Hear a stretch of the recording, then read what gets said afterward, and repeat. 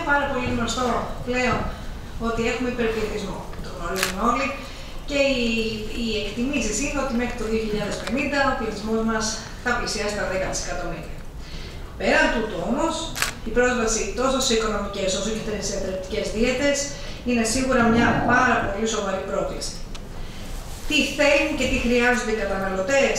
Πιο υγιεινά, φυσικά και βιώσιμα τρόφιμα και βεβαίως αποζητούν την επιστήμη και των τροφίμων και της διατροφής για να έχουμε καλύτερη υγεία.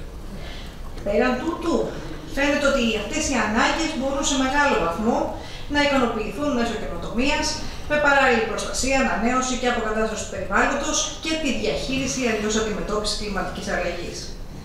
Όμως, είναι πάρα πολύ γνωστό ότι τα συστήματα σύντησης σίγουρα επηρεάζουν πάρα πολύ το περιβάλλον από την παραγωγή μέχρι το πιάτο μας και αυτό έχει πάρα πολύ σοβαρές επιπτώσεις. Γνωρίζουμε πάρα πολύ καλά ότι το 30% των τροφίμων που παράγονται παγκοσμίως δυστυχώς απορρίπτονται ή χάνονται. Όπως επίσης ότι το 70% του νερού, του φρέσκου νερού παγκοσμίως χρησιμοποιείται για την παραγωγή αυτών των τροφίμων. Και η αξία της ετήσιας απώλειας ή σπατάλης τροφίμων παγκοσμίως φτάνει το 1 τρισεκατομμύριο ευρώ. Η Ευρωπαϊκή Ένωση σπαταλά 153 εκατομμύρια τόνους τροφίμων ετησίως. Ο ένας στους δύο Έλληνες αγνοεί πως η σπατάλη τροφίμων επιβαρύνει το περιβάλλον, ενώ μία μέση ελληνική οικογένεια πετά περισσότερες από 460 μερίδες φαγητό ετησίως. Ενώ η αξία της σπατάλης των τροφίμων για μία μέση ελληνική οικογένεια φαίνεται να ανέρχεται στα 1000 ευρώ ετησίως. Τι σημαίνει τώρα αυτό που λέμε περιβαλλοντικά βιώσιμες δίαιτες? Πλέον έχουμε ορισμό το τι είναι η βιώσιμη διατροφή, που πρέπει να είναι οικονομική, κοινωνική και περιβαλλοντική. Και μάλιστα είναι γνωστό ότι η Ευρωπαϊκή Ένωση έχει ξεκινήσει εδώ και πάρα πολλά χρόνια τη στρατηγική Farm to Fork, ουσιαστικά από την παραγωγή στο πιάτο μας, με πάρα πολλά προγράμματα ουσιαστικά χρηματοδοτικά προς αυτή την κατεύθυνση. Επομένως, οι βιώσιμες διατροφές έχουν ένα χαμηλό περιβαλλοντικό αντίκτυπο, συνεισφέρουν στην ασφάλεια των τροφίμων και της διατροφής και σε μια υγιεινή ζωή για τις τωρινές και τις μελλοντικές γενιές. Οι βιώσιμες δίαιτες φαίνεται να προστατεύουν και να σέβονται τη βιοποικιλία των οικοσυστημάτων, να είναι πολιτισμικά αποδεκτές, προσιτές, οικονομικά δίκαιες και προσιτές, διατροφικά επαρκείς, ασφαλείς και υγιεινές. Και βεβαίως βελτιστοποιούν τους φυσικούς και ανθρώπινους πόρους. Η βιωσιμότητα τώρα των τροφίμων φαίνεται να μπορεί να εκτιμηθεί με την εκπομπή αερίων, με αυτές τις τιμές να εξαρτώνται από την κάθε χώρα, αλλά και με άλλες παραμέτρους όπως είναι η μόλυνση του υδροφόρου ορίζοντα, η αποβολή αζότου, φωσφόρου και πολλά άλλα. Και ουσιαστικά το Eat Lancet είναι το καινούριο μας, που είναι η οικολογική υγιεινή δίαιτα που ξεκίνησε το 2018 και ο στόχος για το 2050 είναι να μπορέσουμε να καλύψουμε τις ανάγκες των 10 δισεκατομμυρίων του πληθυσμού της Γης. Και κάθε χώρα θα πρέπει να υιοθετήσει τις οδηγίες και να τις προσαρμόσει στο πολιτιστικό και εθνικό της περιβάλλον.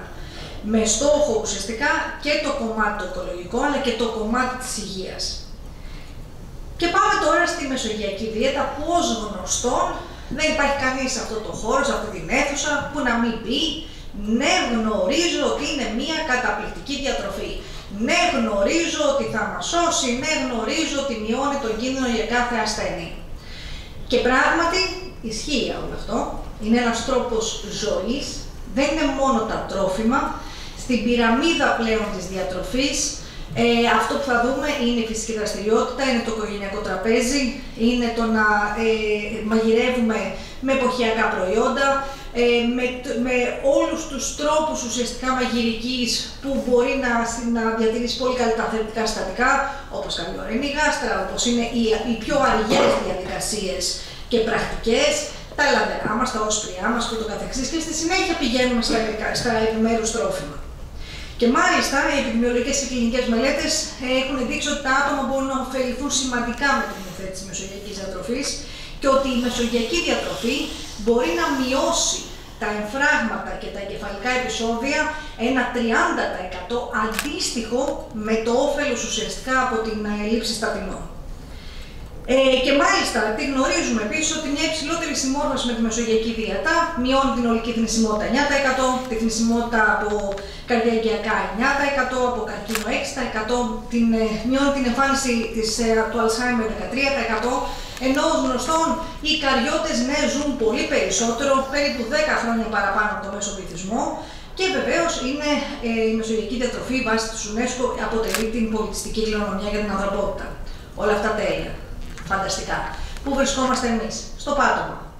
Η Ελλάδα ουσιαστικά απομακρύνεται όλο ένα και περισσότερο από τη μεσογειακή διατροφή. Τα παιδιά και οι έφηβοι είναι στο 4%. Τόσο είναι το ποσοστό των ατόμων που είναι κοντά στη μεσογειακή διατροφή. Για τους ενήλικες είμαστε στο 14 με 20% και αν δούμε ποιοι είναι εκείνοι που είναι υψηλής ηλικίας, μεγάλης ηλικίας και έχουν αρχίσει τα προβλήματα υγείας. Τότε θυμόμαστε πόσο υπέροχη είναι η κληρονομιά μας. Και βέβαια ένα από τα βασικά θέματα είναι ότι ο μεγαλύτερος πληθυσμός, ο περισσότερος πληθυσμός δεν γνωρίζει καν το κομμάτι εποχικότητα. Δεν έχει ιδέα ποια είναι τα φρούτα λαχανικά της εποχής.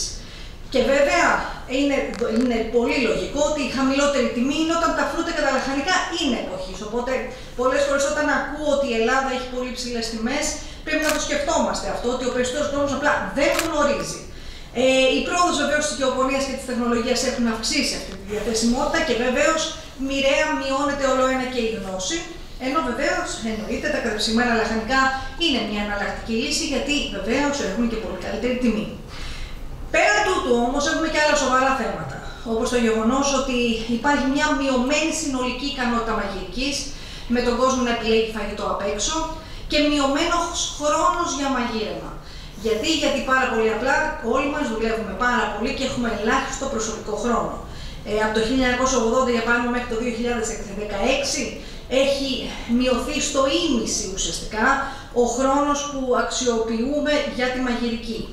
Άρα, πολλές φορές αυτό που κάνουμε είναι οι εύκολες λύσεις, οι γρήγορες λύσεις.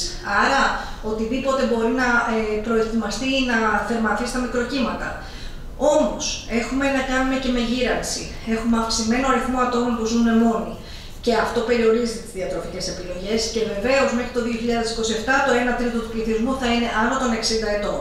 Και αυτό χρειάζεται να μας προβληματίσει. Πέραν τούτου, τι άλλο αντιμετωπίζουμε ως κοινωνία? Καρδιαγγειακά νοσήματα, που είναι 34% των θανάτων. Καρκίνος με 29% των θανάτων και δυστυχώς πλέον εδώ και 2 χρόνια φαίνεται ο καρκίνος να αυξάνεται πολύ περισσότερο πια από τα καρδιαγγειακά.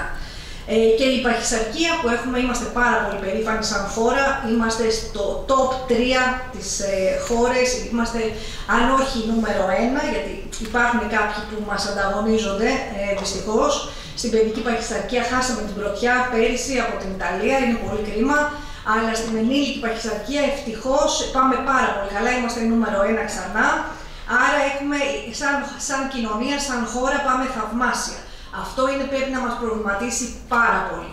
Πάρα πολύ, διότι αυτό σημαίνει και δείχνει πόσο πολύ απομακρυνόμαστε από όλες τις συνθήκες που λέγεται μεσογειακή διατροφή και τρόπο ζωής. Και αυτή τη στιγμή ο υπολογισμός του υπέρβαρου σε παιδιά κάτω των 5 είναι 14%, στο 28% των ελληνικών γυναικών και 27% των ελληνικών αντρών είναι παχύσαρκοι. Αντιλαμβάνεστε, είναι μεγάλα νούμερα, ενώ 6 και 8% αντίστοιχα των γυναικών και ανδρών έχουν ήδη διαγνωσμένο ζαχαρό διαβήτη τύπου 2, ενώ ένα 60 με 80% του πληθυσμού έχει γονίδιο και έχει προδιάθεση να εμφανίσει διαβήτη. Κρατήστε το και αυτό στο μυαλό σας. Άρα, καταλήγουμε να έχουμε 2 μηνύματα για τη βιομηχανία τροφίμων, τα οποία θα μπορούσαν να είναι και αντιφατικά. Απ' τη μία θέλουμε αναστήσεις των προϊόντων τροφίμων με μειωμένο αλάτι, νάτριο, κορισμένα λιπαρά και ελεύθερα ζάχαρα, που όμως μας οδηγούν σε υπερεπεξεργασμένα τρόφιμα. Απ' την άλλη, τους ζητάμε να έχουν πιο υγιεινά προϊόντα τροφίμων με λιγότερη επεξεργασία. Δύσκολο να έχεις και το ένα και το άλλο. Αυτό επίσης θα πρέπει να μας προβληματίσει. Και πού βρισκόμαστε ως χώρα? Έχουμε μειωμένη κατανάλωση φρούτων και λαχανικών στην Ελλάδα μέχρι μέσα εντός των ετών, με πάρα πολύ γνωστές τις ωφέλιμες επιδράσεις τους στην υγεία μέσω όλων των θρεπτικών συστατικών που περιέχουν, σημαντική μείωση στην κατανάλωση δημητριακών, σημαντική αύξηση στην κατανάλωση πατάτας μέσα στα έτη, μικρή μείωση στην κατανάλωση οσπρίων μέσα στα έτη, Σημαντική μείωση και στην κατανάλωση κρέατος εντός των ετών, ενώ βεβαίως γνωρίζουμε ότι το κρέας δεν μας πειράζει, τα αλλαντικά μας πειράζουν. Αυτό που φαίνεται ξεκάθαρα η βιβλιογραφία να ενισχύει είναι ότι το κρέας σε ιδεολογισμένες ποσότητες δεν επηρεάζει την δείκτε υγείας, σε αντίθεση με τα αλλαντικά που λόγω των νητρικών και νητροδών και άλλων συστατικών που περιέχουν ίσως, φαίνεται να έχουν δυσμενές όφελος στην υγεία. Έχουμε μια μικρή αύξηση στην κατανάλωση ψαριών και θαλασσινών εντός των ετών και σημαντική αύξηση στην κατανάλωση αυγών. Πέραν τούτου, έχουμε πολύ σημαντική αύξηση στην κατανάλωση ζωικού λίπους, όπως και στην κατανάλωση φυτικών ελαίων, με τη μεγαλύτερη αύξηση να είναι στο ηλιέλαιο. Και βέβαια, εδώ πρέπει να τονίσω ότι με τον πόλεμο στην Ουκρανία δεν ξέρουμε πώς αυτό επηρέασε τελικά την αγορά, γιατί δεν έχουμε τέτοια δεδομένα. Φαίνεται όμως να μην έχουμε κάποια μεταβολή στο ελαιόλαδο, ενώ είναι πάρα πολύ γνωστό το πόσα ωφέλη έχει το ελαιόλαδο για την υγεία και βεβαίως δεν κατανοώ για ποιο λόγο δεν υπάρχει αξιόλογη μεταβολή εντός των ετών και ο κόσμος επιλέγει το ηλιέλαιο. Και ξαναγυρίζω ουσιαστικά ότι απέχουμε παρασάγκας ουσιαστικά από όλα αυτά που είπα, από το κομμάτι της μεσογειακής διατροφής, αν δούμε πού βρίσκονται αυτά τα τρόφιμα, πού βρίσκονται οι πατάτες και ούτω καθεξής. Τι θέλουμε λοιπόν, ποιες είναι κάποιες λύσεις? Όσον αφορά για την πρωτεΐνη, θέλουμε να ενθαρρύνουμε τον κόσμο στο να καταναλώνει περισσότερες φυτικές πρωτεΐνες, με ένα διαιτολόγιο με λιγότερο κρέας. Μπορούμε να έχουμε πρωτεΐνη από τον αρακά, από τις φακές, από τους ξηρούς καρπούς, ακόμα και από τη σόγια. Θέλουμε να μειωθεί το κρέας και να ενισχυθεί η ποσότητα των οσπρίων σε συνδυασμό με το κρέας πιθανώς ή με το ψάρι. Για παράδειγμα, μακαρόνια με κιμά και φακές ή άλλων σπόρων και καρπών. Αυτά είναι κάποιες συνταγές που κατά κόρον φτιάχνονται στην Ιταλία, για παράδειγμα. Παραδοσιακές συνταγές χωρίς κρέας, δηλαδή λαδερά ή όσπρια. Παραδοσιακά προϊόντα όπως είναι το πληγούριο, ο τραχανάς.